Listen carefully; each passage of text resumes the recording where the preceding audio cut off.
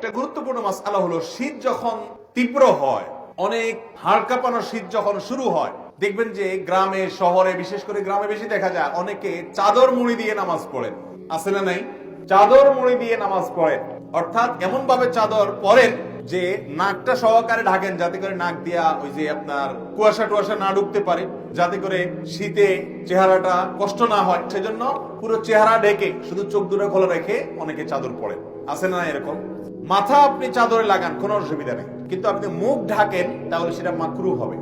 নবী করিম সাল্লাল্লাহু আলাইহি ওয়াসাল্লাম মুখ ঢেকে সালাত আদায় করতে, নামাজ পড়তে নিষেধ করেছেন। অতএব শীতের সময় এই মাসআলাটা না জানার কারণে আমাদের অনেক ভাইরা আছেন যে এরকম পুরাটা মুড়ি দিয়ে নামাজ পড়ে। মহিলা হোক আর পুরুষ হোক, সকলের জন্য এক মাসআলা যে শীতের সময় হোক আর গরমের সময় হোক, মুখ ঢেকে নামাজ পড়বেন না, নামাজের সময় মুখ খোলা রাখতে হবে।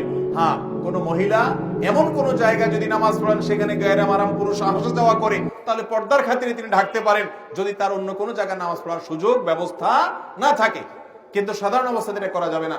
এই জন্য ভাইরা আমার, শীতের সময় মাসআলাটাও মাথায় রাখতে হবে যেন মুখ ঢাকা না হয় আমাদের চাদর দিয়ে। অনেকে মাফলার দিয়েও করে, চাদর না, মাফলারে এমন ভাবে পেঁচায় শুধু চোখ দুটো বাইরে হয়ে থাকে এবং নাক মুখ সব মাফলারে পেঁচানো থাকে। এরকম করলে নামাজ হয়ে যাবে, কিন্তু ত্রুটিপূর্ণ হবে এবং মাকরুহ হবে।